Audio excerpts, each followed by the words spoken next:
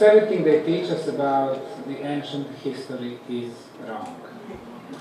The origin of man, civilizations, and pyramids. But this lecture I won't start with the pyramids, as usual, but geometrical shapes. The three most powerful: pyramidal, spherical, and conical. The stone sphere phenomenon has become known from Costa Rica, 1930s, 40s, and 50s. United Fruit Company was clearing the jungle near the Delta River Dickies, and they discovered 398 stone spheres, like this, stone balls from Costa Rica. Some of them are reaching 35 tons. However, there are the small ones. They are made from the granodiorite, and our friend Lee Pennington will be talking more about them on Saturday. Some of them are used in front of the schools, the small ones, to much bigger ones. In San Jose, Costa Rica, in front of the museum. Granite never comes. Okay, maybe just one row of lights. Any better? Yeah. Can you see cameras? Can you see? You can? Good. This is good. This is good. Granite never comes free in the shape of a sphere, in a nature. Means it has to be shaped. However, this is the hardest material to shape. And plus, it's the most complicated shape to make. Imagine 35 tons granite, so you need to have today at least several cranes to manipulate. The only two tribes that I found that lived in Costa Rica, that even live today, had no technology, now or long time ago. Now there are some islands in the Pacific Ocean also with the stone spheres, like this one here, made from coquina on the Isla del Can. Some stone spheres on Antarctica, meaning that long time ago, when we did not have ice, there was a civilization placing those stone spheres on dry land, Antarctica. Czechoslovakia, former Czechoslovakia, today is Czech Republic. New Zealand, of course. Easter Island, this is an active stone sphere. You put a compass, moves around. This one is from Canary Islands. Egyptian stone spheres, southwestern desert. This one is in Mexico, Pueblas Bolas. 250 of them. I will be talking more about them tomorrow at our stone sphere park. Just remember those pictures. Geologists claim that nearby volcano was, during the eruptions, sending those stone spheres on top of the hills, and they remained there. More of them. Look at those holes. I will be mentioning that also. During the 60s and 70s, the locals had rumors that golds and diamonds were inside the stone spheres, so they destroyed 90% of it. Look at the damage. Western Serbia, Kremna, nice stone sphere. Unfortunately, 2005, the fire was completely destroyed. Northern Albania, some of them destroyed also.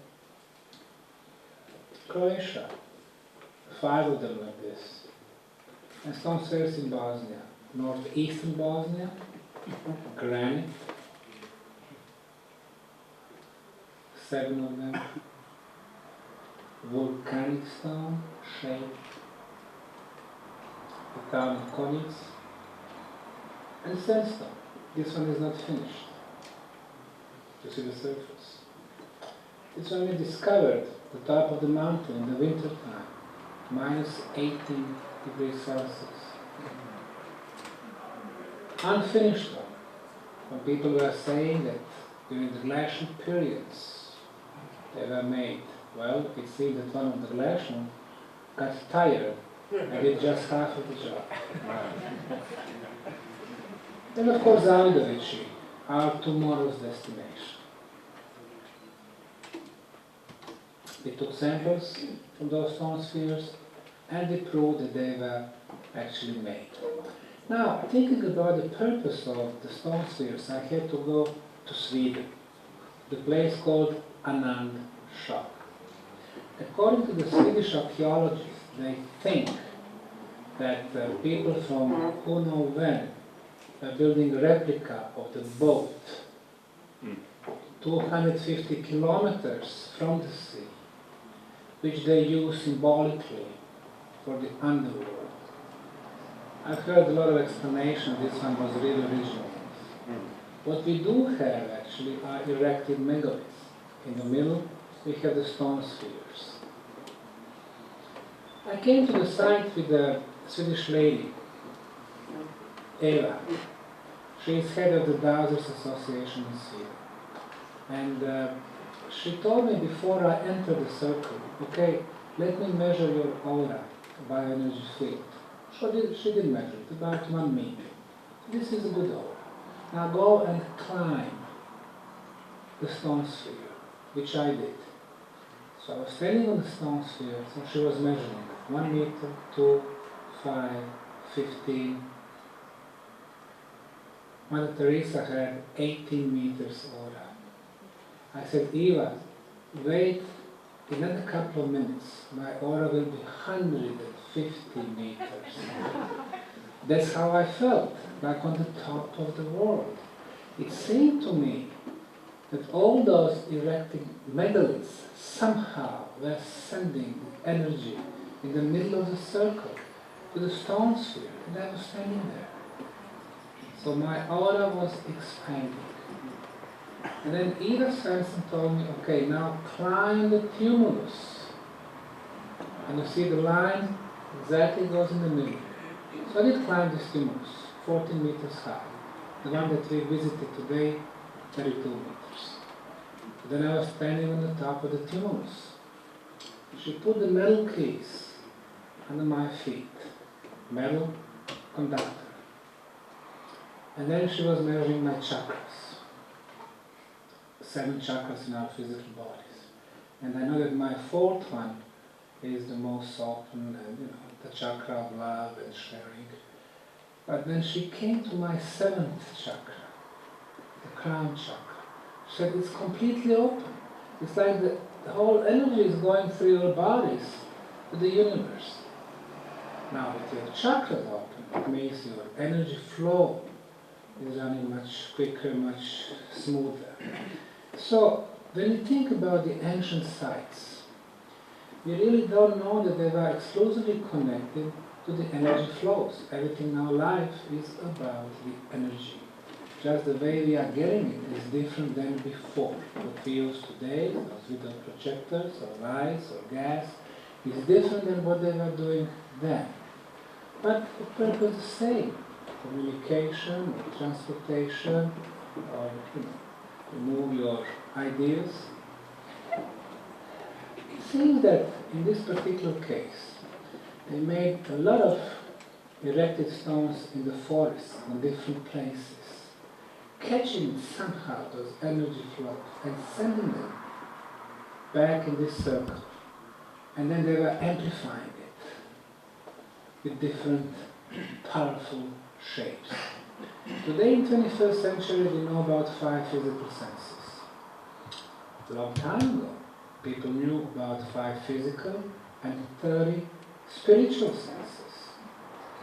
Today we know 5 physical and 1 spiritual, which we call the 6th sense.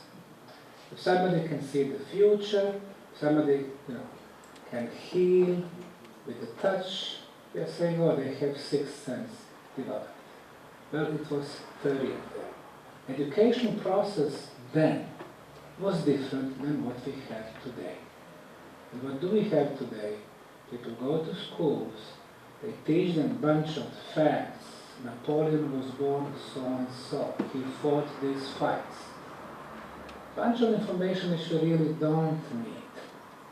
In the past, they were teaching them how to become creative and how to get all the information, how to travel through times, past or future, how to influence things, how to develop mental powers, how to lift stuff, without doing in primitive ways like we do today. If we want to lift block, we have to fight gravitation force before you neutralize it and you move it with your finger. How to exchange thoughts using telepathy, how to move using teleportation. That's the difference between then and now. Today, if somebody in schools see gifts at our kids, then everybody attacking them, laughing them. So people get inside and they don't talk about their gifts. So they reduce us to 5 physical senses. And then they reduce us even more. 4 years ago, when I was in school, I could always say that, multiply two-digit numbers. Today, our kids cannot multiply 2 one-digit numbers. So they're reducing us more and more, so they can easily manipulate with us. And now let's go back to the world of pyramids. Egyptologists have been saying for 200 years that this was the first pyramid on Egyptian soil, the famous step pyramid in Saqqara, built according to them by the 3rd dynasty pharaoh Djoser, 4,620 years ago. However, under the pyramid, a network of tunnels was discovered, a lot of ceramic materials, and it's taking us back 5,800 years. 1,200 years before the pharaoh Djoser, and 600 years before pharaohs in Egypt. So who built it? Caveman. And then Egyptologists are saying that the last pharaoh of the 3rd dynasty, Pharaoh Snefer, built not 1, but 3 pyramids. This is one of them, according to them, in Dahshur, the famous bent pyramid. You talk to Egyptologists, they will tell you that the builders realized in the half of the construction that they made a mistake with the slope, so they decided to change it. So they have 2 slopes, 52 and 43 degrees. 52, incidentally, is the slope of the Khufu pyramid, and 43 of the pyramid across, the Red Pyramid. Now, since you heard me today talking about the energies, I was talking, among other things, about the energy flow within the pyramid. I was telling you that it goes from the bottom, hitting 1/3, and going back. This is exactly where the energy flow hits the walls of the pyramid. So if it goes up, it makes the movement much quicker. So they were experimenting with different designs of pyramids. It was all about the energy flow. Now, Egyptologists are saying Pharaoh Snefer was not happy with this pyramid. And there's the reason why we don't have his body inside. So they said he built another one, the famous Red Pyramid, also in Dahshur. You enter it, no paintings, chambers are empty, no sarcophagus, no hieroglyphic symbols, no writings, no artifacts, not a single proof who, when, how, and why. And then Egyptologists are saying, based on no evidence, that he was not happy with the second pyramid. So he built the 3rd one, the stepped pyramid in Meidum. It seemed that it was very hard to satisfy this pharaoh. Inside, again, empty passageways. And then the era of the 4th dynasty pharaohs, as per Egyptologists. Cheops, Khafre, Mycera. Father, son, and the grandson. Well, outside we don't see any banners saying built by Mycera. Inside, megalithic passageways. Impressive. The chambers are empty. Again, the walls with no hieroglyphic symbols. Based on what they've been teaching us? That it was built by the pharaoh, Khufu, or Khafre, or Mycera. A little figurine of 8 centimeters, a little graffiti made in the 18th century.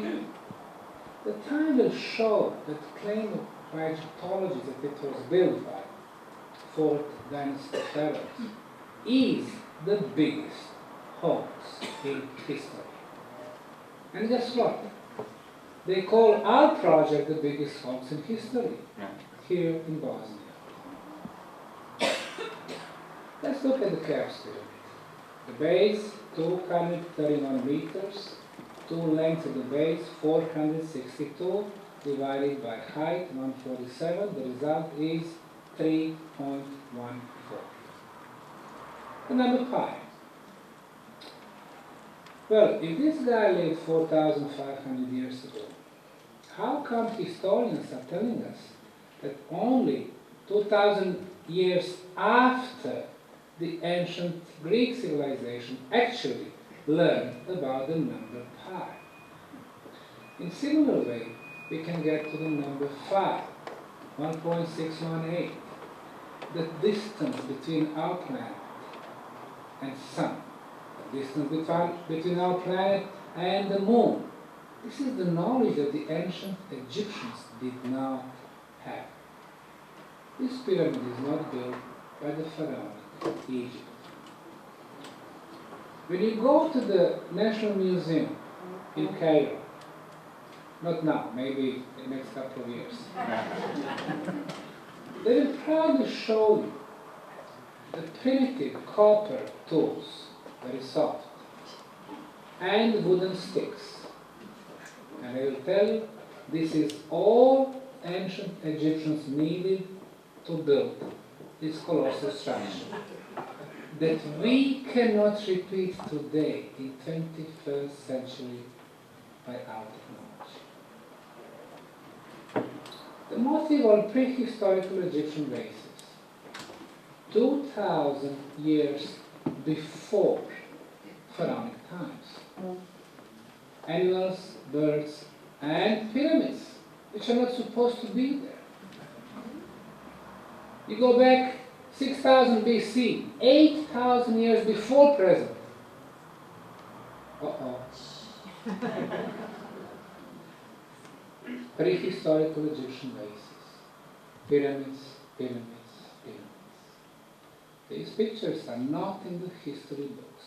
That's not what they teach our kids about. We go south, the Nubian kingdom, 224 pyramids. 70 degrees. Northeastern part of Africa, Egypt and Sudan. But the pyramids are built all around the African continent, and not a single word about them in our history books. To the north, the islands of Sicily and Sardinia, to the west, the Canary Islands, to the east, the island of Mauritius. 43 pyramids in Sicily, volcanic stones, steps design, cornerstones nicely shaped. And then tens of pyramids on Canary Islands, mostly on the Tenerife, the largest one, eastern part of the island, the town of Guima. 4-sided pyramids, volcanic stone, cornerstones again, nicely shaped on 2 sides, very compact, no binding material. When you climb the pyramid using the staircase on the western side, during the most important day for the ancient, the summer solstice, June 21st. The sun rises exactly in the middle of the plateau, meaning they oriented the pyramid to the east, to the summer solstice. When I was at La Laguna University in Tenerife 4 years ago, before my lecture I talked to their professors. I asked them if they visited the pyramids in Guimar. They said, well, we were in Guimar, but according to our scientific communities, they are not pyramids. They are just a pile of rocks. I said, well, it's not a pile of rock. They are very compact, planned structures. And I was giving them proof. Material, orientation. They got upset because I was contradicting their mainstream scientists. And they did not come to my lecture. But 350 students did. And they wanted to know the truth. What is their problem? 550 years ago, the Spaniards were going to the west, to Meso and Southern America. And they first came to Canary Islands. At that time, we had Guanches who lived there. Very advanced culture. They were building stone temples, stone pyramids, stone cities, irrigation channels, but they did not have military because they did not have enemy. In a few decades, the Spanish people wiped off Guanches from the face of the planet. And today, in order to justify those barbaric acts, they claim that the Guanches were primitive. They were barbaric. So they falsify the history. We go to the other side of Africa, the island of Mauritius. You can see the sugarcane fields, they reach 4 meters, 13 feet. You go to those dense fields and you can see the stone structures. You climb the top of one of them, a beautiful view of the pyramids. They have a total of 7-step stone pyramids. And again, a volcanic stone, cornerstones nicely shaped, 4 sides, but on the top, this eastern side, look at the sunrise during the summer solstice. Now, the island of Mauritius in the southern hemisphere. So, summer solstice is actually December 21st.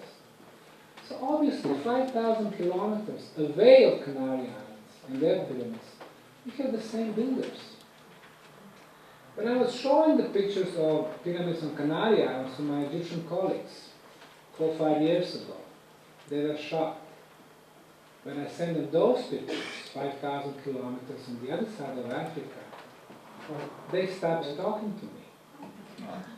Because according to them, only civilizations like theirs could build the pyramids. How come on those not inhabited islands you could have pyramids?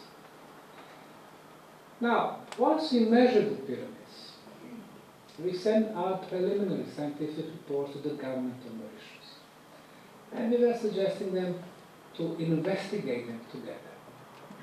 Then we got the answer in an email. Dr. Osmanagich, we don't have pyramids. What you claim are the pyramids, actually they are just a pile of rocks made by local farmers while planting the sugarcane field. So they were, putting those volcanic stones behind their back, and miraculously, the pyramid was made. The length of this side, 24 meters, 95 centimeters, 2495, 2495, 2495. What is their problem? According to every encyclopedia source, until the 16th century, this island was not inhabited. And then the white Europeans came, from Spain, Portugal, Italy, Holland, UK, and France. Of course, Europeans never built pyramids. In order to answer the question, who built, they need to change their history. Bureaucracy and not life. The Mayan civilization built 100,000 pyramids, 99% still in the middle of the jungle. and forests. What do we know about civilization if we have no clue about 99% of their buildings and temples and cities and artifacts? This one is considered the biggest one for the longest time. It's in Tikal, in northern Guatemala, 94 meters in height. However, 10 years ago, another Mayan town was discovered, El Mirador, in the middle of the jungle. This is their biggest pyramid, 103 meters. If completely clean, it should be its look. Just under those two pyramids, we could have almost half of the city of Tikal, which has been considered the capital of the Mayan world. You enter Palenque in Mexican state of Chiapas. This is your first view. You would say just a hill with the trees. Actually, this is the first pyramid. This is much better known view, the Temple of Inscriptions. A couple of pyramids to the right. As far as from August of last year, they finally started excavating below the ground. They discovered the tunnel that connects those three pyramids to the right. Now they are saying, well, probably there is a tunnel network under all pyramids in Palenque. And it seems that some tunnels are linking several Mayan towns. That's what they are saying last year. I had those claims in my books 12 years ago. 35 pyramids have been cleaned in the case of Palenque. Originally, this town had 1,234 of them. And the biggest one is here, in the center. Much, much bigger than the famous Temple of Inscriptions. This is the biggest, the most superior, and the oldest. So, Mexicans do not want to uncover them, because it's going to mess up our ideas about the evolution. They are teaching us first we are primitive and then we are progressing. Here, it was the opposite.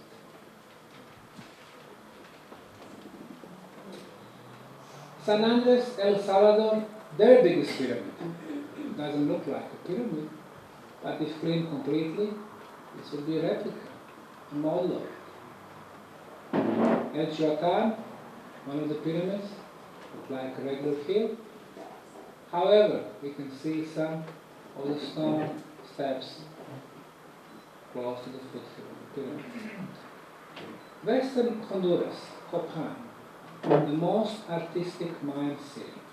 This is their biggest pyramid, the Acropolis, 1987 to 1989. Archaeologists from US and Honduras were clearing those trees and the roofs. They started damaging the stairways. And then they discovered that inside the pyramid there was 700 years older temple, which they named Rosalila, due to its characteristic rose color. Now, the temple was perfectly preserved, being inside the pyramid. So in this particular case, the pyramid was used as the protection for something even more sacred. Above the entrance, we can see the symbol for our solar system. Above that one, the white one, the symbol for our center of the galaxy, which Mayans called Hunab-Ku. And to the left, and to the right, to the left, and to the right. As you can see, behind this handsome guy, we have something that looks like a vehicle, with the wheels, with the body of the vehicle, and the cabin. And inside the cabin, we have the Mayan profile with their big noses. So what are they telling us? They got vehicles between the center of our solar system and the center of our galaxy. Are they telling us that they were able to move within our galaxy? And where did they get so many astronomical information from? They knew about the fact that our solar system moves within our galaxy, that it lasts almost 26,000 years. We could read that when we partially deciphered one of their books, Mayan codexes, which we now call Dresden Codex. There are 5 of them say that we know publicly. Dresden, Paris, Madrid, one in the US, and one in the Czech Republic. The one from Dresden is giving us a lot of astronomical information. Tiny Belize, former British Honduras. That little country, 1,000 Mayan cities, towns, and villages. Every one of them would have several pyramids. Most of them still in the jungle. El Salvador, case of half-cleared pyramid, Casablanca. And then we go to South America. 50 kilometers, 30 miles south from the famous Nazca Mountains is the archaeological site called Cabachi. 8 years ago, when I was there, talked to Italian archaeologists, they said they discovered 3-step pyramids. When I went back 4 years ago, now they are talking about 34 of them. So who built this city of pyramids in southern Peru? Everything they tell us about it is wrong. Telling us it was built by Nazca culture. Never in Peruvian history such culture existed. There is a modern Nazca town. They're saying it was built 1,800 years ago. I asked them if they found any organic material inside the structure. They said yes. They did find some female bone in one of the structures, and radiocarbon dating showed that the age of the bone is 4,500 years. So I asked, how is it possible? You have a bone 4,500 years inside the structure, which is only 1,800 years. What is their problem? Officially, Peruvian history, 3,000 years. Now, we need to change that. We need to go back in time. We go to the northern side of this beautiful country, the area of Tucumán, 200 Tucumán pyramids. Today in the bad shape. If you clean a little bit the bottom and remove the desert dust, you will find the walls.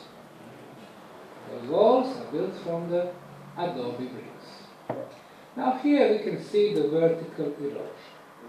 We know if you have vertical erosion, that structure has been exposed to the rain and storms for the prolonged time.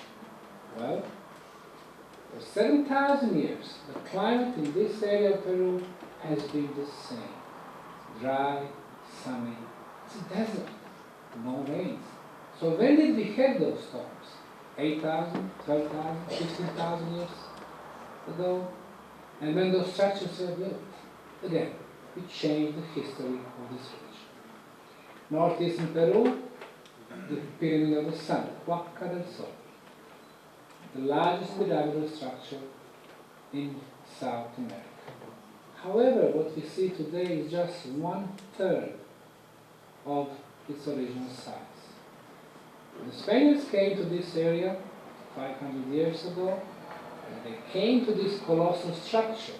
They didn't know where to start destroying it. So what they did, they moved the nearby river Mocha to the pyramid. So 2/3 of it is gone forever. Again, adobe bricks. Now look at those bricks. Here we can see one line. Here we can see some dots. We can see some spirals, some numbers. 150 million adobe bricks is what you made today. And among them, most of them are originals with different motifs on the top. Across is another pyramid, Huaca de la Luna, the Pyramid of the Moon. Another 150 million bricks. In order to build this complex, archaeologists are counting that it would need 30,000 people, 300 years to build the complex. Couple of problems with that. If you have workforce of 30,000 people, you would need a city of at least 100,000 people to support the construction workers. 100,000 people would need to have tens of thousands of homes. So far, archaeological excavation has discovered 2 homes. Second problem, would you start building a complex which will last for 300 years? So grandkids of your grandkids will not see this complex complete. The most northern place in Mexico, the pyramids, is Tula. According to all encyclopedia and references, that was the capital of Toltecs from the 8th to the 12th century.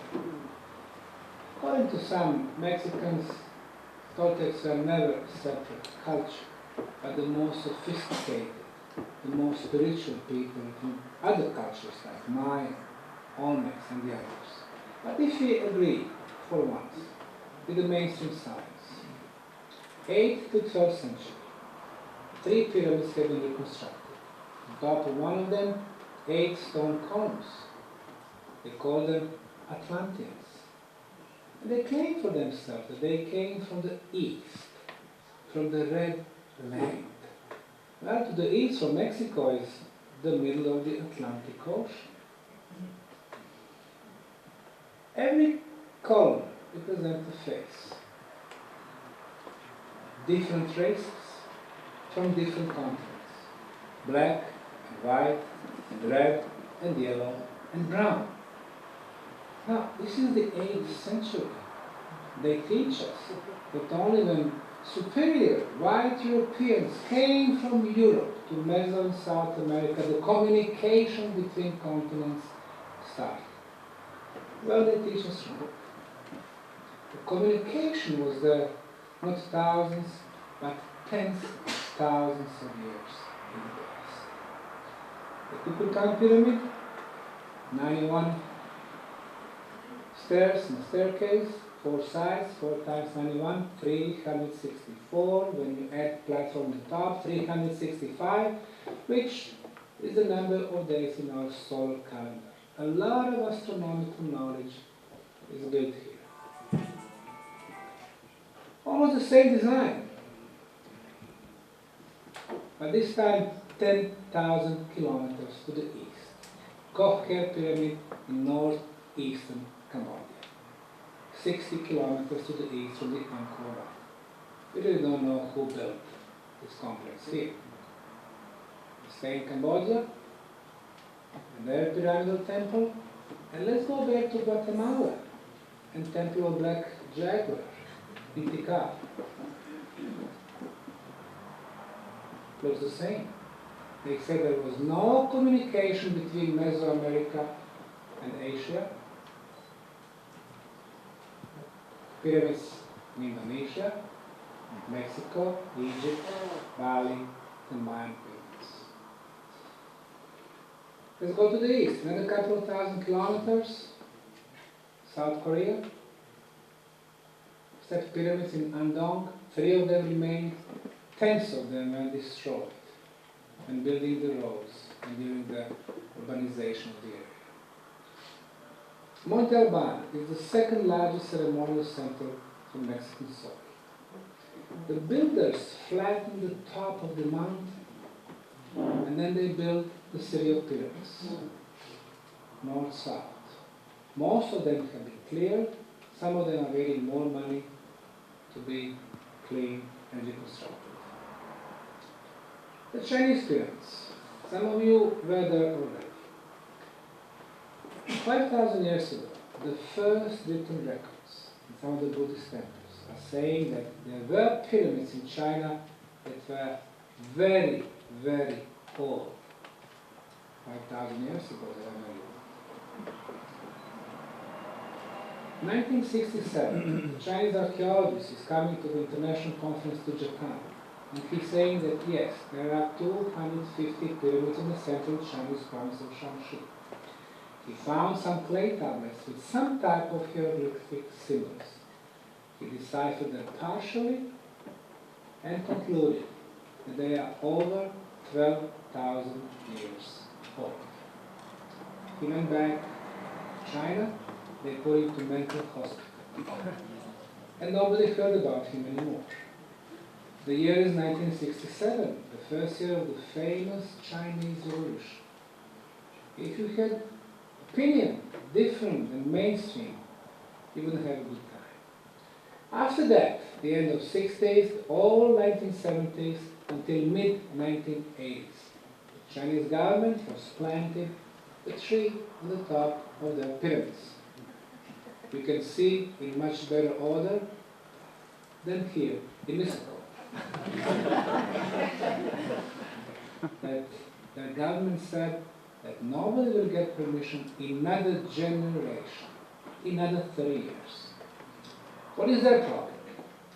According to their official history, Chinese society, 5,000 years. Advanced Chinese societies, 2,300 years. Everything started with the Emperor Qing, who united 7 Chinese provinces in blood into one kingdom. Started with the Chinese currency, built the famous Chinese wall. And now, all of a sudden, their idea of history is not good anymore. You need to go back for another 10,000 years. Too much for the communists. South America, Bolivia, 4,050 meters above the sea level, next to the lake Titicaca, the pyramid complex of Acapena. Step pyramids. Unfortunately, not much left, covered by soil, grass, bushes. However, we can see those blocks laying around, and they're made from granite. They perfectly fit each other. The granite is the strongest material in nature. On the Mohs scale from 1 to 10, it's 6.5. According to the archaeologists, until 2,000 years ago, the only tools in this area were copper tools. Copper is soft. On the Mohs scale from 1 to 10, it's number 3. You cannot use inferior soft tools, no matter how much you harden them, to shape superior materials. Somebody did shape. Today they would use diamond tools to shape and to fit them perfectly like this. Some of the granite plates are laser straight. You could use them today as the tool. And some of them are obviously machined. German Bolivian archaeologist and mathematician Dr. Poznansky spent 50 years of his life to try to figure out the age and the builders. His conclusion, this complex was 17,000 years old. Who had diamond tools, lasers, and machines 17,000 years ago? The look of the Pyramid of the Sun, Teotihuacan, 155 years ago, as you could see, the slides of our colleagues from New Zealand, looked like just natural hill. It took 3 long archaeological campaigns and 75 years of Mexican and American archaeologists to get this. One of the most beautiful examples of the pyramidal architecture in the world. When you look from the bottom, tourists who are climbing the top, and who are going to that beautiful energy platform, it looks very small, tiny. Looks like the builders wanted to reach the sky with this structure. And sure enough, 74 meters is impressive. And 74 meters is exactly half of the height of the Great Pyramid of Egypt. Now, as you could see, the Egyptian pyramids have a square base. This pyramid here, square base. Sunny, I'm here. He escaped again. Sorry, guys.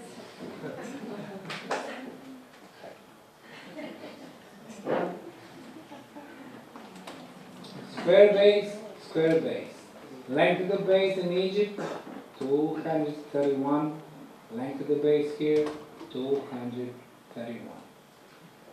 So, not coincidence. In the case of Egyptian pyramids, number pi is incorporated. Here square root of number pi. 3 pyramids at the Giza plateau. 3 pyramids here. The sun, the moon, the Quetzalcoatl. And their layout is exactly the same. They're telling us no communication between Africa and Mesoamerica. In this case, they claim 4,500 years. However, here we can see the signature of the same architect. The pyramids on the US soil, they don't teach us about them. 200 of them in southwestern part of the state of Illinois. Cahokia pyramids. They call them mounds. Well, mound is something where you use dirt. But here we have 4 types of construction materials. Sandstone blocks, pebbles, rocks, sand, and when they finish the structure, they cut a square of grass and soil, turn them upside down, and cover the structure. In order to build this structure, they needed an equivalent of 126,000 trucks of construction material. 126,000 20-ton trucks. How many tens of millions of tons of material for 200 pyramids? And that's what survived today. 1870s, 1880s, 1890s, Smithsonian Institute was established with the main goal not to show the artifact to the public, but to hide them from the public. At least the most important 5 to 10%. Teams from Smithsonian were going around the US, central, eastern, western, northern part, destroying those mounds, taking all the artifacts. The local newspapers in Chicago and some other places were having interviews with those teams, and they were confirming that. Today it's already forgotten. You know, Smithsonian, oh, there is a piece from the moon, or a piece from here, from there. All the pyramids are four-sided, and they all match cardinal points. East, west, north, south. North, cosmic north, the location of the northern star. All of them but one, the biggest one. At the time of the building, it was oriented to the magnetic north. Now, there is a difference between cosmic and magnetic. Magnetic moves every year between Canada and Siberia and back. Last year, it moved for 42 kilometers. Builders who knew for cosmic and magnetic north and the difference between them were not primitive Indian tribes, so-called Mississippians, like they try to tell us, but very advanced culture. Everything they teach us about this site is wrong. They are saying Mississippians, they are saying Cahokia. Cahokia is the minor Indian tribe from the 17th century who had nothing to do with those structures. Let's stay on American soil. Yes, Chaco Canyon, Pueblo Bonito, a beautiful structure. Now, there was a civilization from the 10th century, came from nowhere. You don't see evolution.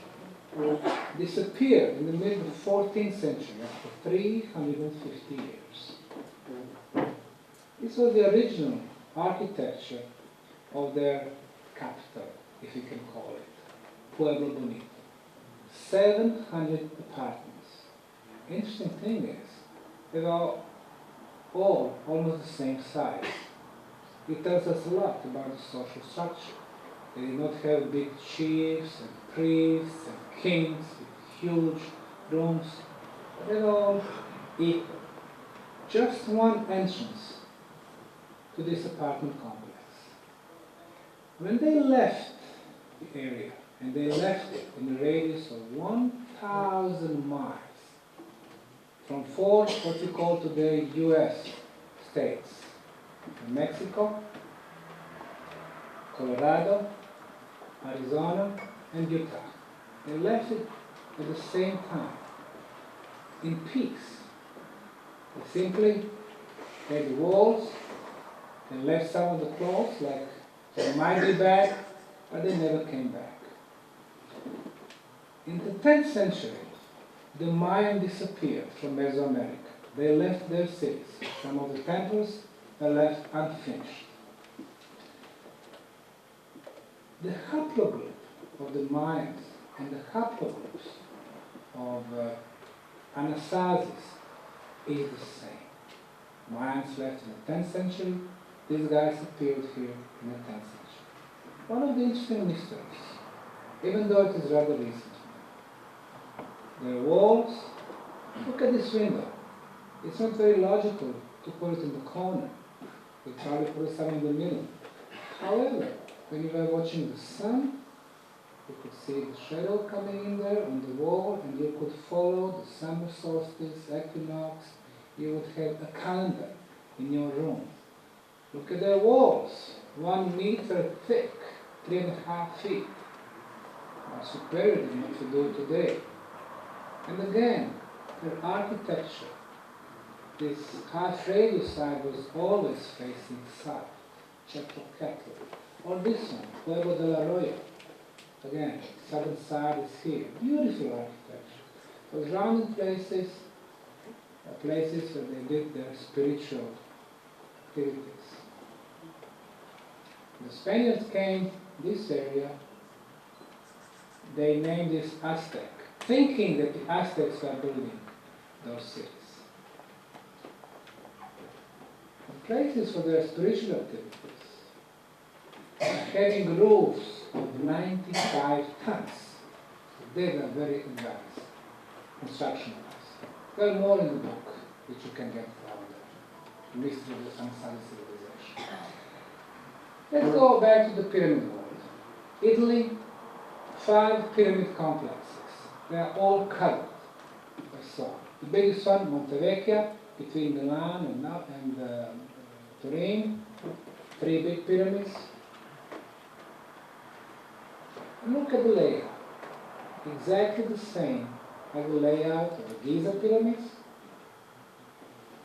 and Teotihuacan pyramids. Now, our colleagues from Belgium have been talking about the layout of Orion belts, 2 big stars and white dwarf. However, no matter how you place those 3 stars on Giza pyramids or those here, the third one is always a little bit off. The 3 stars from the Cygnus have perfect alignment. But again, it can be just a hint. The layout. The Pyramid of the Moon, Teotihuacan, Mexico, then and today. 600 pyramidal structures along the way, along the, as they call it, Avenue of the Death. But that's Aztecs' name, in their Nahuatl language. We don't know the real name for this city. And again, everything they tell us about this city is wrong. They said it was built by Teotihuacanos. Culture of that name never existed. They are saying 2,200 years without a single radiocarbon dating, not a single tool. So who built it? They're asking us very often about the tools here in Bosnia. Don't expect to find some primitive tools for the Bosnian Pyramid of the Sun. It's 18 million tons of materials here in Visoko. You don't use shovels for such huge structures. Or here. Every day 50,000 tourists, every year $5 billion for Mexican economy. Before the revolution in Egypt, up to 15 million people, $15.5 billion. The pyramid business Big business. And now the biggest and the oldest. The Bosnian Pyramid of the Sun, the town of Visoko, about 20 kilometers from here. And as we discussed last few days, we have to have geometry to call something a pyramid. And it has to be structured.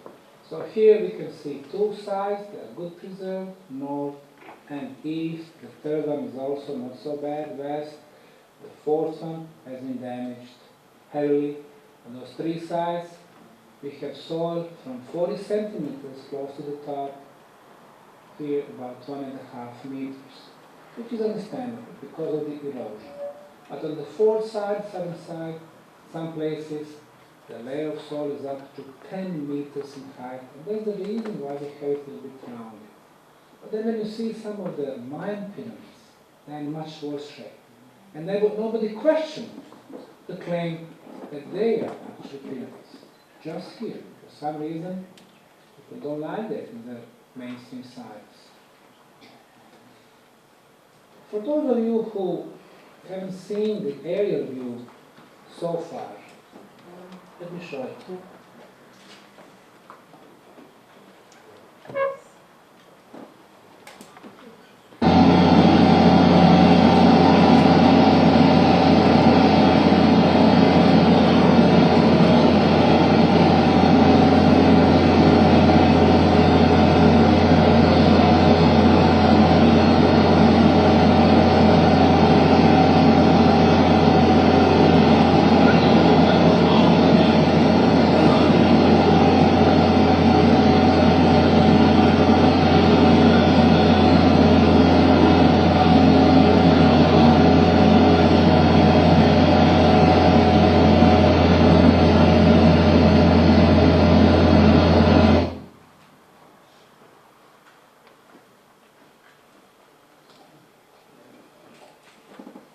The last 8 years, for the first time, a huge archaeological project is not run by departments of archaeology from the universities, national museums, ministries of cultures, by the people who are paid to do their job, but by the non-profit foundation, which we call the Archaeological Park Bosnian Pyramids and Sun Foundation, by people who love the research, the pyramids, the ancient history.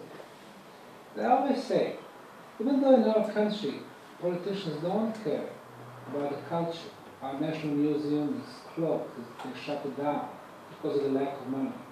And our project has the future because there is no lack of enthusiasm. Topographical map from the State Institute for Geodesy, we can clearly see those three corners.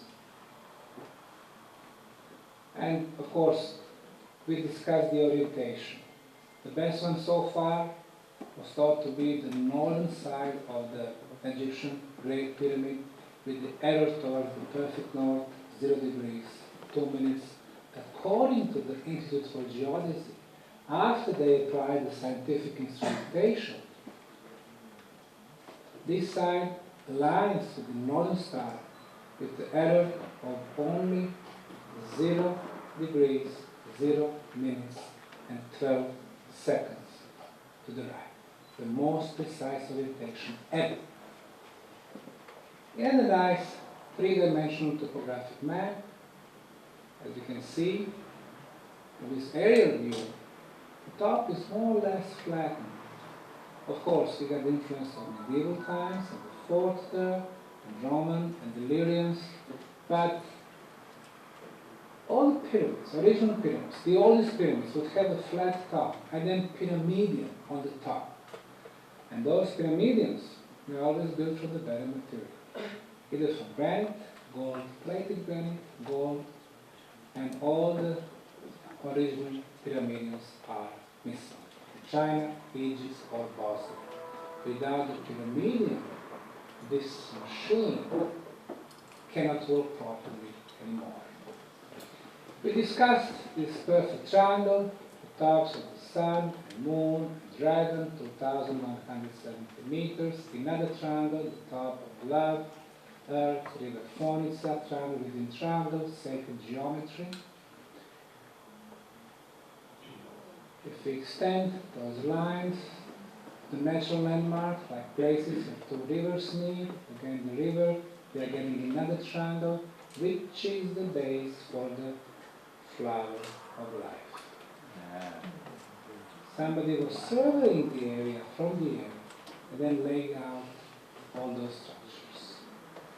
Summer solstice, Richard Hall talked about it yesterday, June 21st. You can see that the shadow of the Sun Pyramid falls in another pyramid. It's like we are looking at in the mirror, at the same height. And August 21st, 10 days ago, 15 days ago, 6:30 p.m., the shadow of the Sun going towards the western slope of the Moon. 7:30 p.m., the shadow completely covers the Moon pyramid. And in symbolic way, it's saying that the rule of the day in the Sun is over, and the rule of the night and the Moon starts. Hundreds of pyramids by that name in Meso and South America, but never such a clear astronomical relationship like here. Geothermal satellite screening showed us,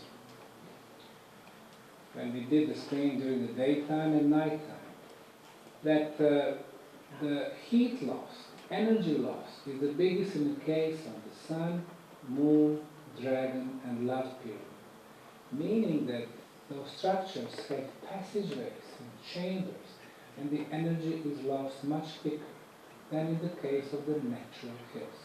Natural hills are very compact, it takes time for them to get formed or to lose the energy. But artificial structure, they lose energy much quicker. Now, we invited our friend from UK, Dr. Harry Alford, to come with his camera, PIP camera, and to see what it's going to tell us. Now, this is a special camera that can basically see and film what he calls bioenergy fields. And those fields, above 120 hill in Bosnia, natural hill, are all horizontal. One village in Bosnia, again, horizontal. Green, and red, and green, and blue, and red. And this is the Bosnian Pyramids. Those fields are all vertical. And now, let's see why. So the Sun Pyramid, the town of Visoko, look at the red color. The energy is getting accumulated inside. More and more, look at now. Now everything is full. It's filled with the energy. And it got released to the very top. Hitting those horizontal energy fields, they become vertical. Interesting thing. We've been doing this for 2 years. And those fields are always vertical. Meaning the energy keeps flowing to the top. The pyramid has been working continuously. Archaeological work has been said enough for the last couple of days. The Sun Pyramid, the corner in 2006 has been damaged since. All other places show the presence of construction material. Northeast corner, 80 centimeters of soil. Archaeological trench number 4C, rectangular blocks, so the beginning of the excavation. The first row, the second, third, fourth. We took samples, sent them to 6 institutes for the materials. Bosnia, France, Italy, as you could hear today. This is the beginning excavation on Sonda number 5. You see, soft soil, and then immediately, excellent quality concrete. University of Sarajevo, the sample shows the properties of concrete. Extremely hard, much harder than average hardness of our concrete in the 21st century, and water absorption very low, also superior to our concretes. Professor Pasic from Institute of Materials from Zenica has analyzed 50 samples, and some of them are reaching unbelievable level of 133. At this point, the planet, I think our technology can do up to 110, 115 megapascals. And they're very costly. In his written report, Professor Pašić wrote, the builders of the Bosnian pyramids, the builders, used readily available materials. Now we know where they got from this material. They were making the tunnels, they removed hundreds of thousands of tons of pebbles and rocks and sand, and as a binder they used clay, this brownish material which we were able to see today. After the first analysis, in 2007, I met the president of Bosnian Academy of Sciences, Professor Matić, and I asked him, Professor, why don't you come to Visoko to visit the pyramids? And he said, you claim that what you have there is concrete. I wanted to tell him it's not me, but scientific institutes. But he continued.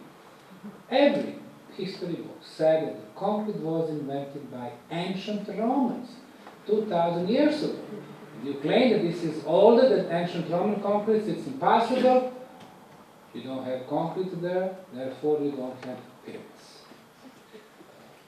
To turn his back, he left. After that, not a single member of Bosnian Academy of Sciences came to the site. And those who were cooperating with us had a choice. If they continue cooperation, they're going to lose membership in Academy of Sciences. So people started going away from this project. One of the members of our board of directors in 2008 said that he's going to be gone for a while. He won't be participating in our activities. At the end of that year, we read in the newspaper that they proposed him to become a member of Academy of Sciences. And then later on, when we talked to him, he said during the interview in the technical department, they told him, we know that you are a member of the board of directors.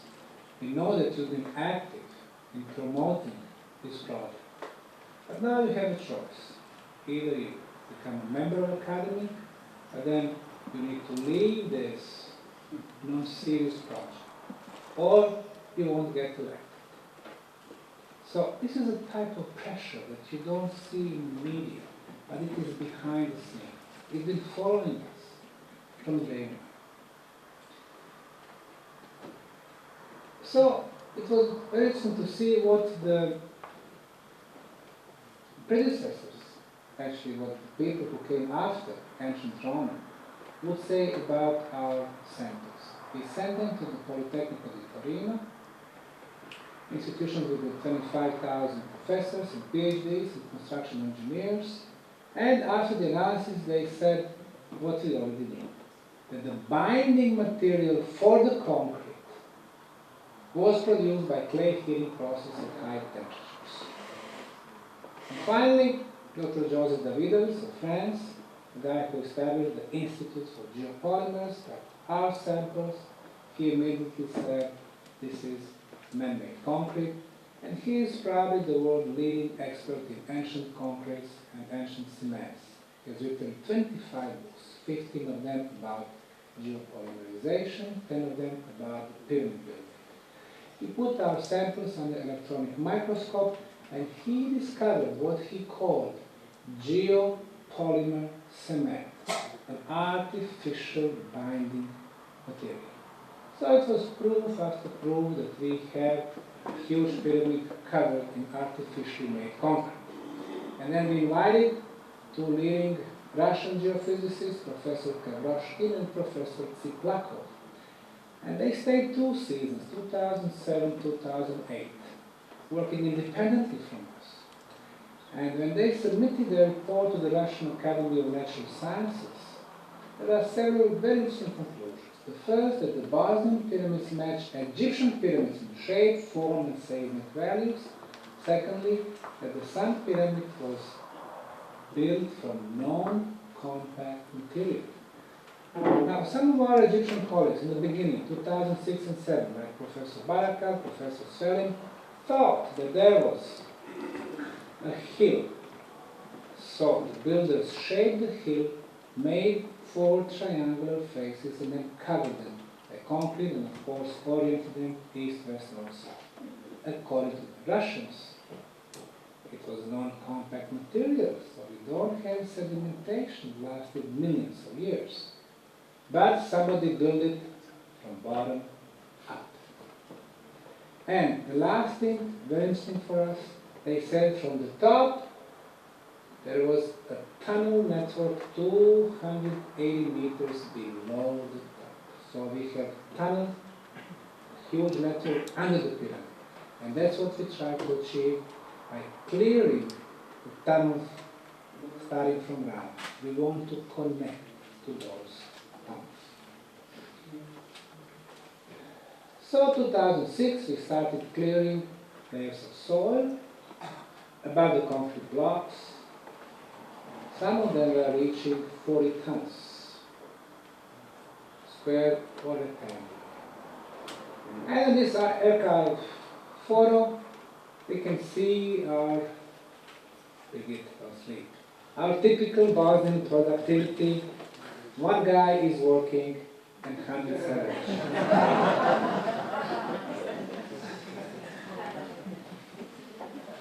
Top of that, one is having a speech. You got used to that. So, 2006, we have a big discovery. 11 years after the Bosnian War. So one would say, hey, you have the chance for tourism. You can see the light at the end of the tunnel. But it would happen probably in a normal country. In our case, what happened, first we were attacked by the cultural establishment of the country. Leading archaeologists from university, from National Museum, they were saying we had no pharaohs, therefore we have no pyramids. We had no hundreds of thousands of slaves, we don't have elements to build those pyramids. Showing their lack of knowledge how the pyramids were actually built. They were laughing at us then. 50 years from now, people will be laughing at them. How little they know. Now, we were not discouraged. We started digging in April of 2006.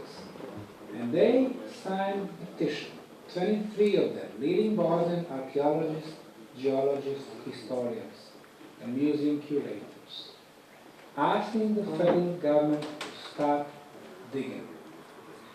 The Bosnian Prime Minister at that time came to the site. He saw those rectangular blocks, and he said, this is man-made concrete. He saw thousands of people at that time coming to the pyramids. He said, this is good for Bosnian economy, for the tourism. Mr. Osmanagich, keep working, don't worry about the jealous scientists. So he kept working. Now, they got very upset, because it was them, the cultural establishment. On the other hand, a small non-profit foundation. For the first time in Southern Europe, such foundation was established in area of archaeological work. So they got connected with the European Archaeological Association. At that time, the president, Dr. Anthony Harding from London. They asked him his help. So first he started writing in US and UK's magazines. We did not bother. Then he organized a second petition. This time it was signed by 94 people, some heavy names, leading American anthropologists and historians and geologists, and some Englishmen, some French, some German. They were saying this is all hoax. No pyramids there. They want to make money. They are destroying existing archaeological sites. They have no experts. Not a single proof for those accusations. Fortunately, the Bosnian government rejected the second petition. So now they got upset. They sent letters to all national European archaeological associations in Italy, in France, in Germany, Slovenia, Croatia, asking them to boycott the project and threatening archaeologists, if they go to Bosnia, they won't be able to find a job when they come to their respective countries. Every archaeological congress after 2006 had our example as a pseudoscience, pseudo-archaeology, pseudo-this or that. In Malta, Cyprus, in Zagora, Croatia, in Prague. Again, we did not bother. We kept working. 2006, 2007, we have no archaeologists from Europe. So we asked the Egyptian government to send us 3 experts. And they did. The first one to come, Dr. Ali Barak. The second one, Mohammed Ibrahim Ali, the guy who replaced Zaki Havas. Third one, Rami Al-Hadidi, all of them very impressed. Well, the first one, Dr. Ali Barakat, spent 42 days in Bosnia. And he wrote a scientific report. And he read it on June 23rd, 2006, in Sarajevo, at a press conference, big podium. And he ended his report with the words, "The Bosnian Pyramid of the Sun is a man-made pyramid." Big boost for us. Slap in the face for that. The very same day, June 23rd, from the National Museum, and now we have discovery of bigger and older pyramids in Europe than those in Northern Africa. Imagine 20% of tourists less in Egypt. 20%, and most of them from UK, France, Germany, Poland, and Russia. All European countries. 20% of $15.5 billion, more than $3 billion. After the meeting, Zaki is coming in front of journalists and TV reporters with the words, "There are no pyramids in Bosnia. Those so-called concrete blocks are not concrete. They are natural blocks." Dr. Barakat is no expert in pyramids. The guy with 40 years of experience in Egyptian pyramids. And Osmanagich is hallucinating. So Dr. Barakat went back to Cairo. He was working for the Ministry of Geology. And they fired him when he got back. Because he dared to speak his scientific mind. He did not ask the permission from his superiors. And what did we do? We kept hallucinating. And opened a project for volunteers from all over the world. We asked their help, and they came in numbers. Hundreds of them, at their own expense. Like the volunteers today, also. They are helping us removing the layers of soil above the concrete blocks. So we were exposing more and more areas to the work of the pyramid. And this enthusiasm lasted only 3 weeks, because the State Institute for National Monument Preservation has changed the law. And from little protective area on the top of the Pyramid of the Sun, 20 meters by 45 meters, they enlarged it 3 times, 2006, 2007, 2009, for 97 times.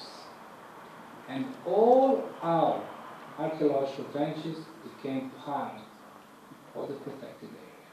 So we were not able to work there no more. Actually, in 2007 we were working so we moved to the Bosnian Pyramids. Well, even if it is protected area, you have a chance to work there and get permission. You write a project, you show that you have experts and goals and the money and organization, which we did. We wrote the project together with the biggest archaeological faculty in the world, archaeological faculty at the University of Cairo. In every country, people will be proud that leading Egyptian archaeologists and Egyptologists are coming to work with you. Again, in every normal country. In our case, from the Federal Institute for National Monuments, they rejected this project 3 times with no written explanation. And her boss, the Minister for Culture, unfortunately in 2 terms, 8 years, he was publicly saying as long as he is minister, the foundation will never get permissions or the money. They formed 8 of them, informal group, ministers, people from media, with the goal to prevent foundation's activities. And they would delegate the tasks. We don't give them permissions, we don't give them money, we boycott them in the media, we don't get them to go to UNESCO. At that time, 2006, this place was very popular. Ministers were coming, the sportsmen and the others. And then in magazines, they started writing against those visitors. Very soon, the leading public figures stopped coming there. But then we kept working. Even though we were having less and less funds, less donations, I was still spending some of my own money, savings in Houston. So they were wondering, how come we still work? And then they realized, hey, they need to change the tactics. They need to discredit the guy who's running it. So they started writing against me. They wanted to turn public against me. This guy wrote an article, 4 pages, in the leading Bosnian magazine, claiming that Mr. Osmanagich made his fortune in the 1990s cooperating with Russian mafia. Of all the countries I've been, I've never gone to Russia until 2007. And of course, the Vice President of the Communist Party, very influential here, now Social Democrats, the leading geologist, the leading archaeologist in Germany, Academy of Sciences. So, in normal countries, when Minister of Culture attacks you, they don't give you support. You give up. But when he is supported by the state institutes for national monuments, federal institutes, journalists, leading magazines, political parties, geologists and archaeologists, a member of the Academy of Sciences and European Archaeological Association, and leading American anthropologists and geologists and historians, and even fellow Zaki Havas, what do you do? More than 99% of people would give up. But do you really give up your noble goals? Do you give up your scientific path? Do you give up your dreams in such a moment? So we never gave up. What we did, we sued the government.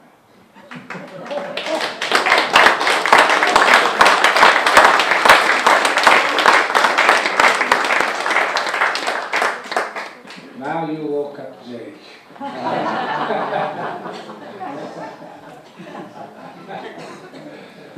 For 4 years, the file was in a drawer at the court. And finally, the 5th year, they got it out and made a judgment in our favor.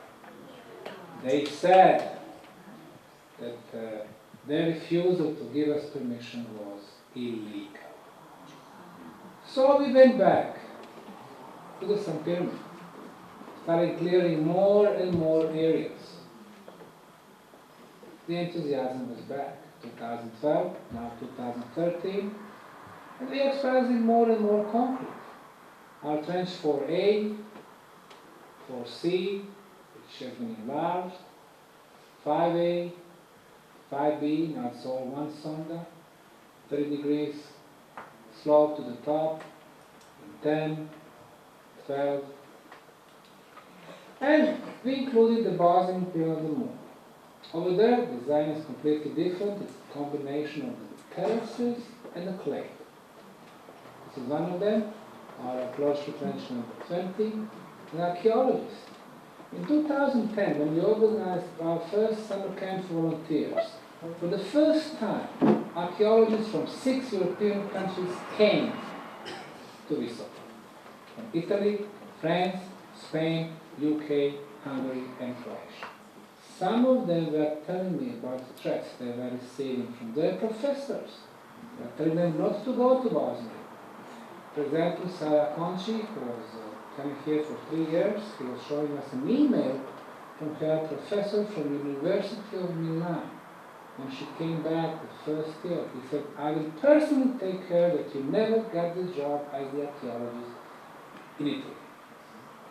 But then she said, listen, this project is much more important, global, than our personal destinies.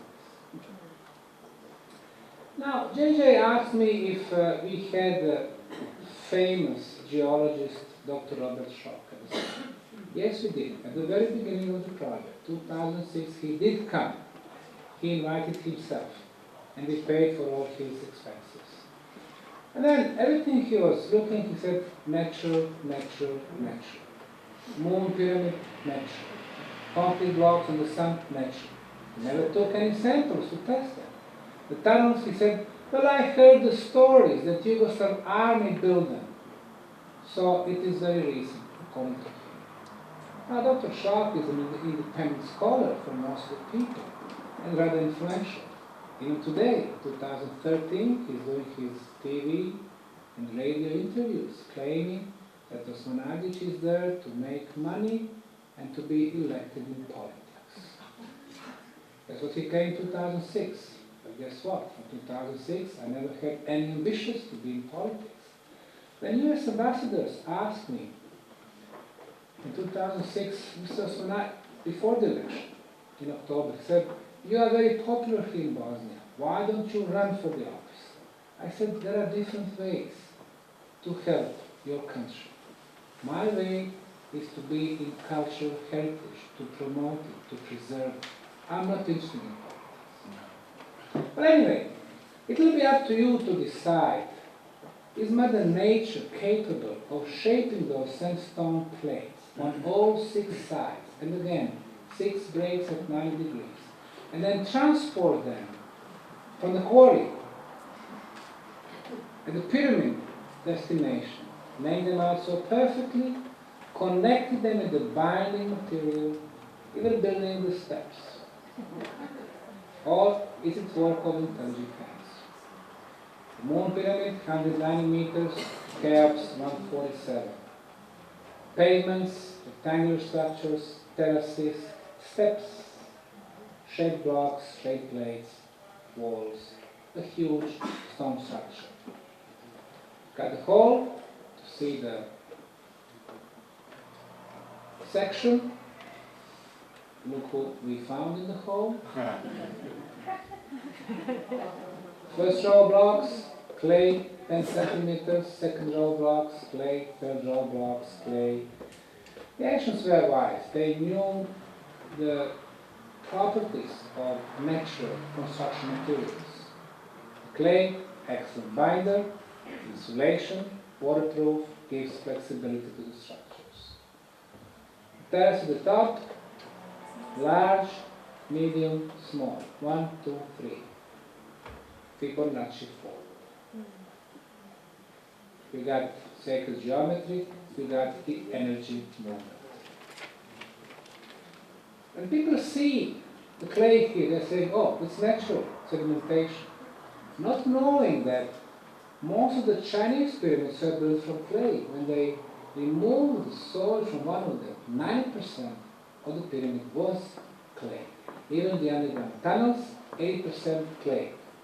Some bricks and sandstone plates. The age, we discussed that, and probably I missed that part today. You were telling me about the age. Well, there was an evolution how to get the age of the pyramid. Since they are covered by soil, we discussed that today, pedology answered the potential age of the soil. 12 to 15,000 years, meaning the structure is even older.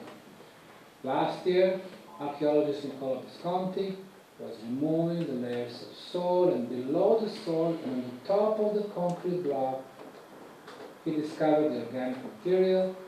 He sent it to Kiev, Ukraine, the age 24,800 years, plus minus 200. So we go back 25,000 as the minimum age.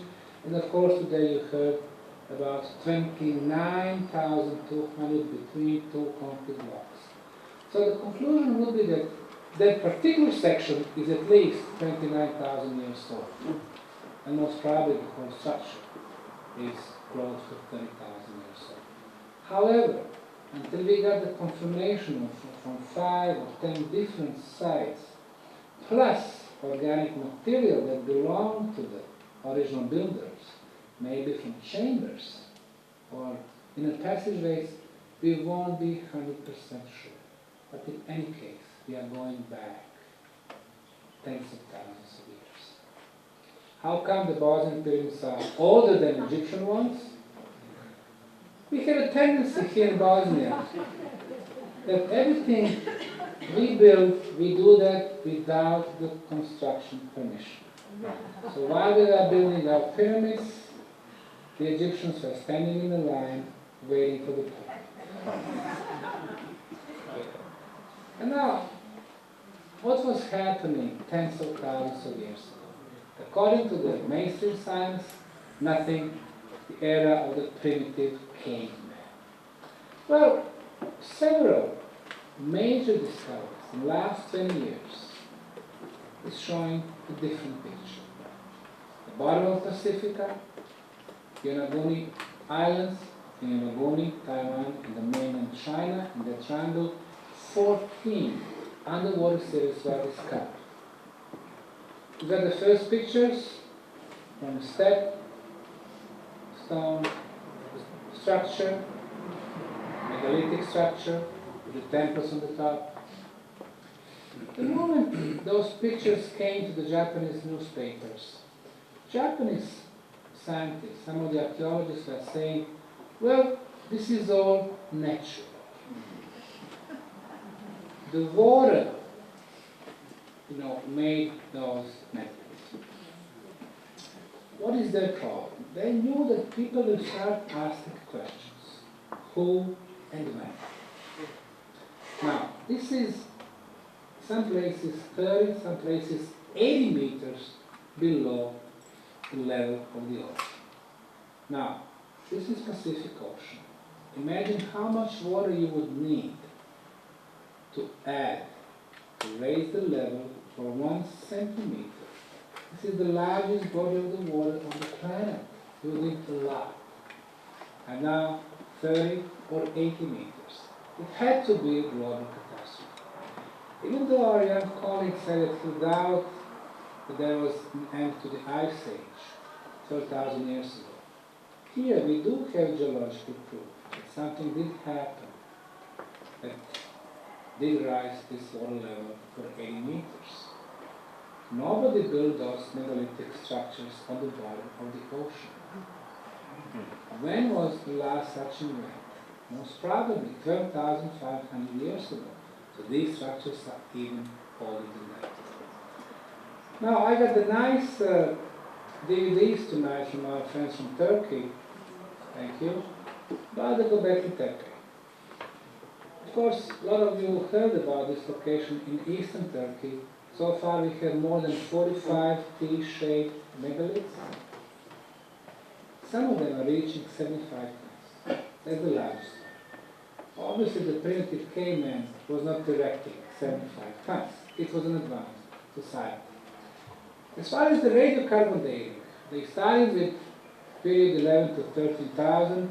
Now they're saying maybe it's 10,600. So eventually it will be before the end of the last ice age, because it is becoming a big problem for the mainstream science. Because again, we are going before the end of the last ice age. American anthropologists are saying it simply should not be there. But it is there. And we need to get the answers. Can one stone block change the human history? Yeah. The one in eastern Lebanon. Baalbek. 1,280 tons. You touch it, you're impressed. Until 20 years ago, our cranes could lift up to 300 tons. Today in China they had some bigger. 300 tons. So, until the end of the 20th century, our technology was inferior to the guys who were moving those stone blocks of over 1,000 tons. So when we think about the more advanced civilizations in the past, we do not need to go metaphysical. Here, in the physical world, we have scientific proofs of their existence. On the top of the hill, some blocks 840 tons. The fourth row. If you're lifting 840 tons, you have to have technology or to find a way to neutralize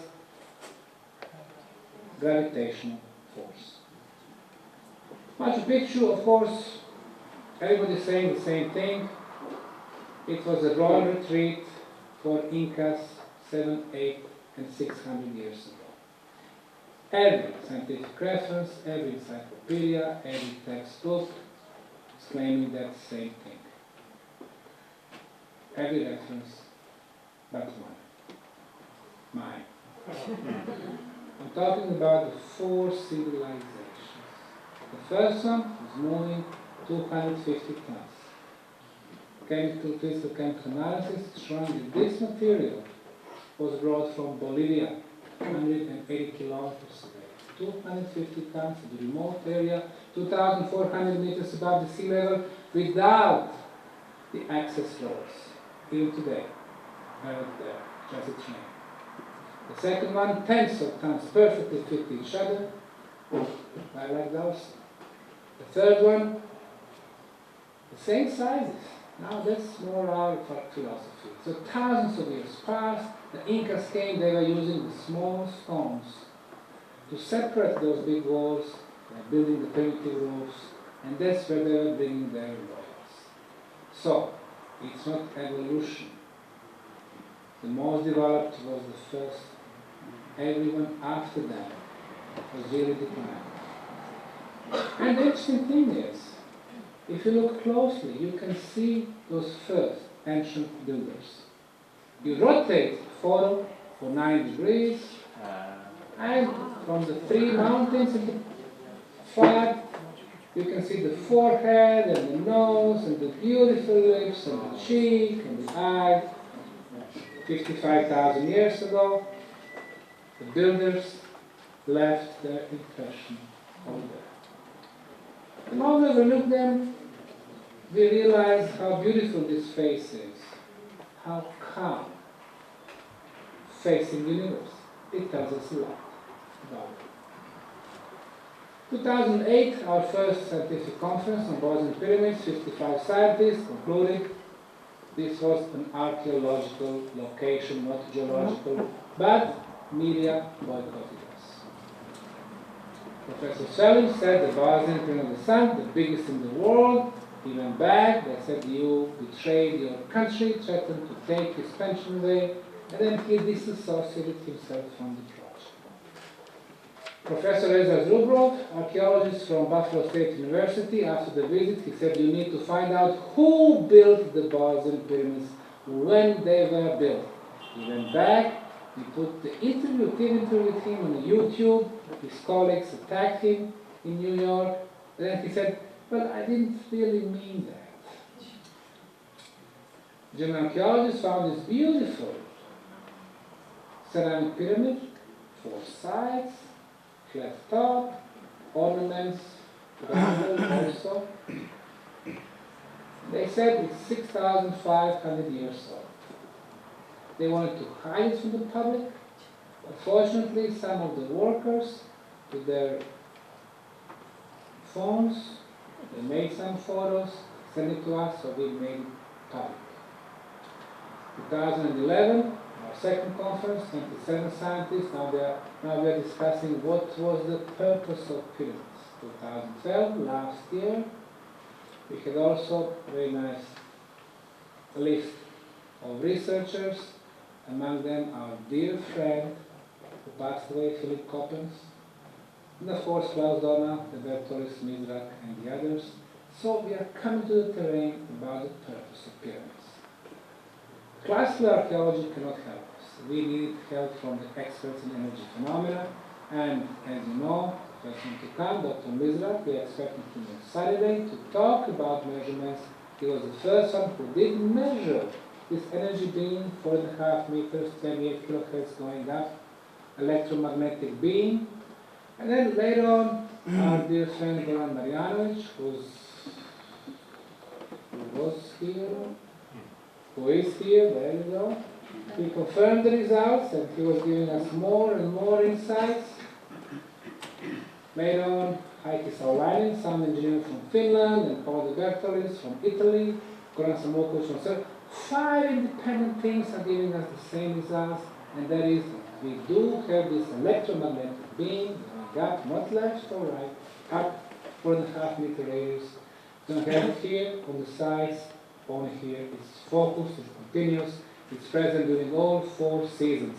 In order to get this frequency, which is regular, comes in blocks, you have to have technology, you have to have machines. So, Sun Pyramid is not only the biggest machine, but also, actually it's not the biggest pyramid, but also the biggest machine. Then we measure the strength of the signal, surface 3 meters higher, 3 meters higher. Every time we go higher, the strength is getting stronger and stronger and stronger, meaning it does not act as our regular technology. So our technology we can call Hertzian technology, what we have here, non-Hertzian phenomena. And as I explained today, the guy who was experimenting with non-Hertzian technology in 1899, 1900, in his lab in Colorado Springs, our friend Nikola Tesla. Today we recognize his work, non-Hertzian phenomena, and then he did light up 10,000 homes in Colorado Springs, proving that, let's repeat this story from today, that clean energy was possible, that non-Hertzian technology was possible, that unlimited quantities of energies were possible, that wireless transportation was possible, and finally, that free energy was possible. American corporations did not accept that for a reason we can understand. There is no money in selling free energy, so JP Morgan cut him funds, and he was investing his money in hydro and thermal power plants. Nowadays, nuclear power plants that cost us a lot of money, and energy transportation in those power lanes where we lose 20 to 50%, so they can sell it to us, this energy, for a lot of money. And that's the base of profit economy. But one day, when the free energy becomes a reality for all of us, that will be half of the free society. The other half will be when we start receiving the knowledge, free flow of knowledge. And based on those 2 pillars, we will have society of free women and free men. Klaus Donna, who I guess went to bed tonight, gave us 2011 this illustration of tunnels within the pyramid. Light blue 5 meters deep, white 10 meters deep, blue 40 meters, brown 7 levels of tunnels, and they go like a spiral. Why like a spiral? You have a spiral within the pyramid.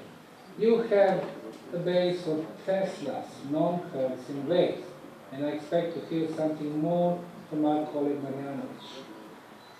People ask, is only the Bosnian pyramid the sun active pyramid? No, it's not. The Kukulkan pyramid in Mexico, energy being going through the top. Some sites in ancient Greece, we can see the energy going through the top of the structures. The ancients were smart, they knew where to position those structures.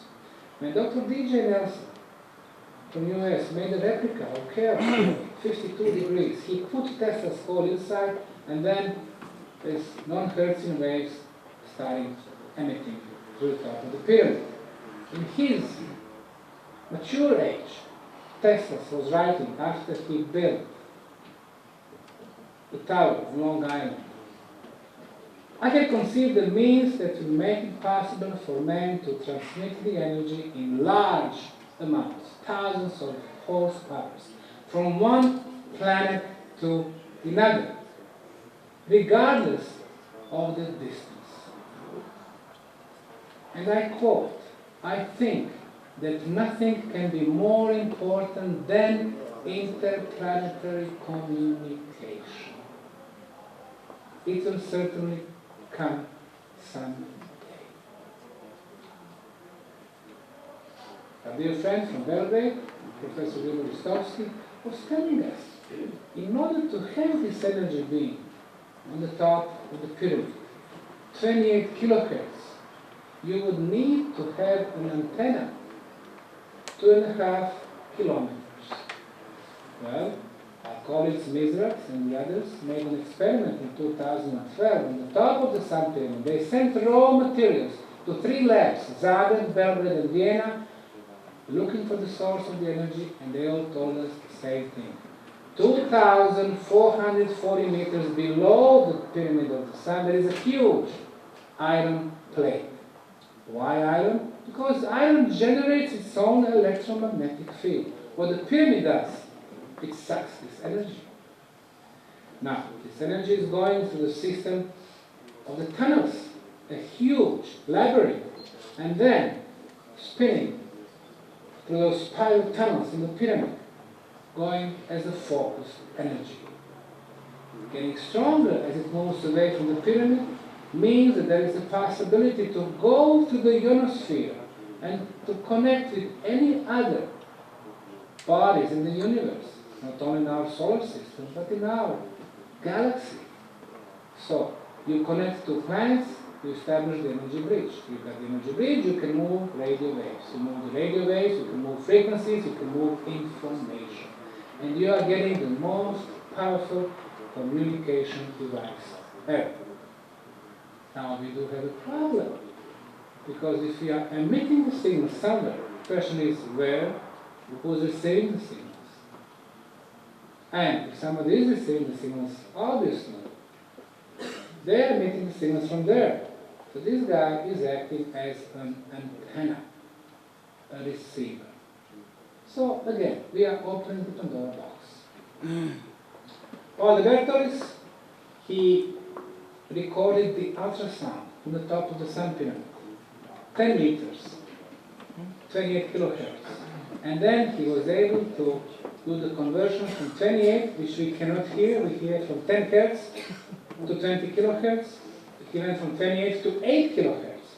So now you should be able to hear these signals for the first time, because the Bosnian Pyramid speaks.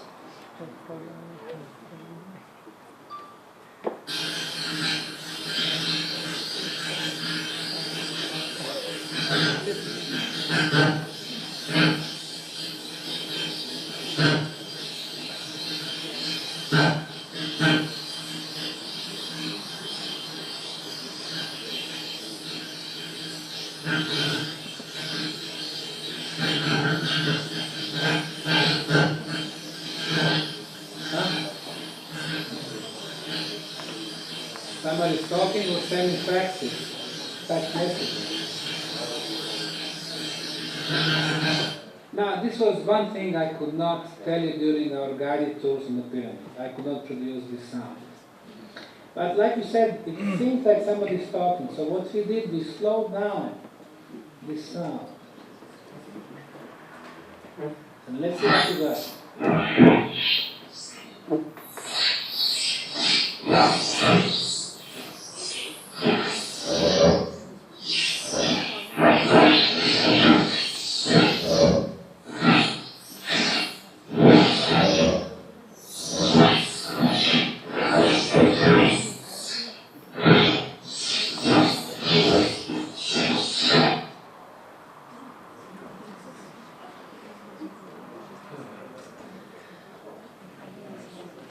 Let's see the sound. 28, 28, 28, 28, 28, 28. Same distance, block, block, block. When you have blocks, the regularity, you have technology, you have a machine. And this is the nearby hills. You don't have the same peaks, you don't have the same distances, you don't have regularity. And then the Bertolis did the recording of pyramidal hill, Monte Pavione in Italy. Again, no same peaks, no regularity, no blocks. Just the Sun Pyramid in Bosnia. Why is this frequency of ultrasound important? American Ralph Ring was experimenting with the 28 kHz frequency, with the ultrasound in general, 21, 22, 23. When he came to 28, he had a table tennis ball above the source of the sound, and the ball started levitating. He went to bed, came back next morning, the ball was still in the air, meaning this frequency is the best for the levitation. That's why when people go to our megalith K2, or on the top of the Sun Pyramid, some of them they start levitating, so we need to look for them in the sky, in the clouds.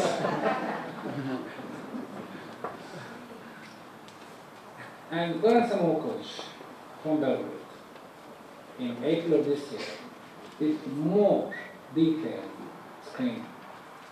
Now this brilliant young man found on all pyramids and in underground London two frequencies, 28.4 kilohertz, confirming what we already knew, and another one, this one right here, 7.83, the Schumann resonance, which we discussed a couple of days back. Everything in nature oscillates, resonates. Our planet resonates. It used to resonate at 7.83 hertz. Plants, animals, we, humans. 7.83 is the best frequency for our bodies, for our physical, mental, spiritual body. And this is what you are finding in the tunnels. This is between 5 and 10, 7.83, ideal for us. So, if we are finding this frequency on all pyramids, Sun and the Moon, and tunnels, tumulus also, but there is a lot of technical radiation close to tumulus, and that's shame. But on the Sun and the Moon, people can go there, they can relax. Now let's see what he calls the magical music from the Bosnian Pyramid of the Moon.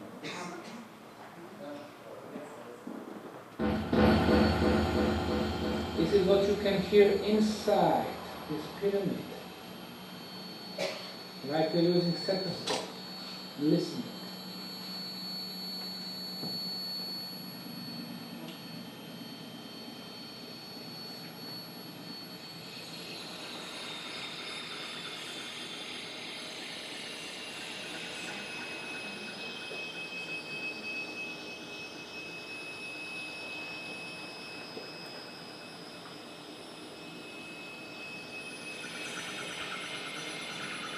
See how rich inside this frequency? We would be going 5 meters, and there were some places there was nothing, no frequency at all, like the pyramid was breathing in. On some other places it was breathing out, such rich frequencies. What's happening inside this complex? If you breathe in and out, you are alive.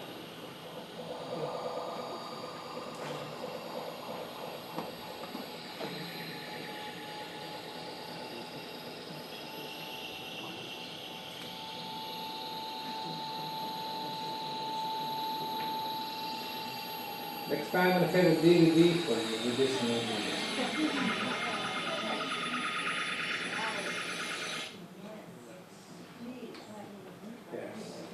So, the last few years, tens of thousands of people came to the Bosnian Pyramid sites. They are promoting this project. You are promoting this project. You are becoming the best ambassadors this country can have. Tourists from 80 countries so far.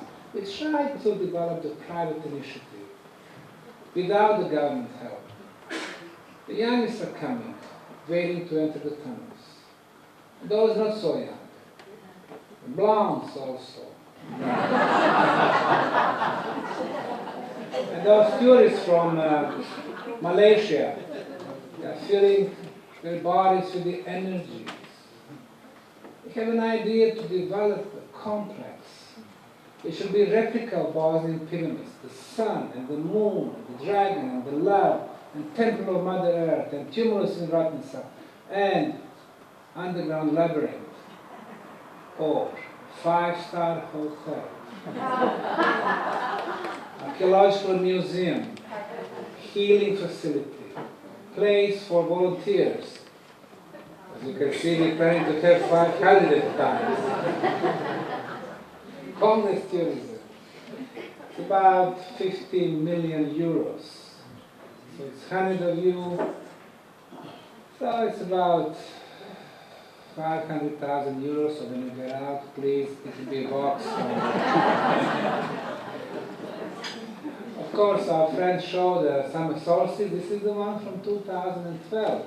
150 people from 15 countries. We're doing this mantra about the love and the unity and the friendship. And the last 15 minutes we were all on our feet.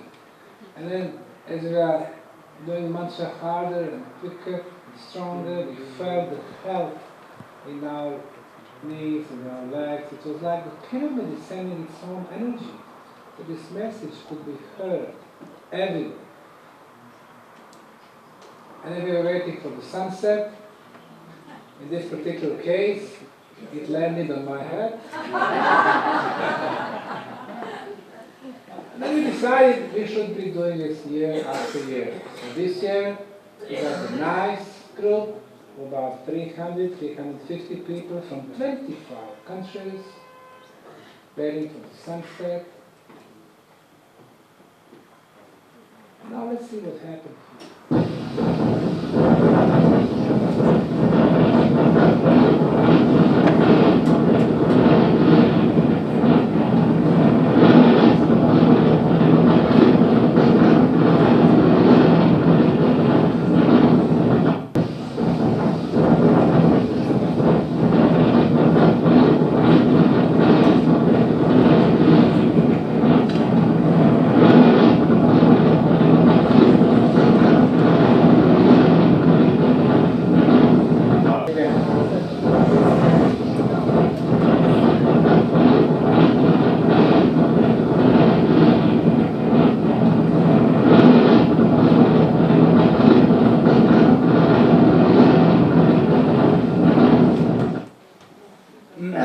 With our friends volunteers, 2010,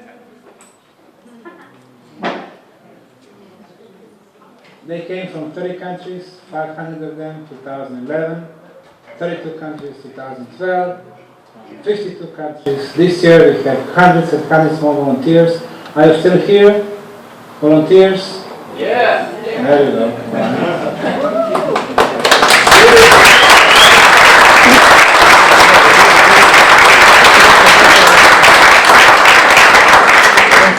What we are getting from them is the one that probably smiles and good positive energy. They come, as a matter of fact, in the little country of Bosnia, don't know what to expect, but then after 2 weeks they got such excellent friendships and good exchange of the ideas, opportunity to work at the real archaeological site. Girls from Spain, from Slovenia, Croatia, England, from so many different countries, having fun. As you can see, these guys from last year are having more fun with this wheelbarrow than you guys. It's a nice fellow from Holland, Dominicus. He was working inside and he was sending the messages like this one here. Everything is possible. All this one there. Beautiful people. Love each other. Look how little trim material. They are doing some other things, I can see that. And now, Dominicus sent a message, and at the end of the chain was the girl. So let's see what happened there. Who do you love most? And she said, you. Okay, now we have a productivity problem. When we think about science, we always think about serious or too serious guys. They're writing their PhDs and they don't release their results for 5-10 years, or they do only selective release. The knowledge and science is not about that. It's about being open. It's about the flow of the knowledge amongst us. It's about having fun in our life. So I think we are giving a good example in one other conservative field, archaeology, about the way how it should be. The smiles on their faces, because they know, and you know, that you are a very active part of the history-changing process. And I really salute you. And we want, at least partially, to uncover what is today the biggest covered pyramid, right over here, and one day might become the biggest uncovered pyramid on the planet. Thank you very much.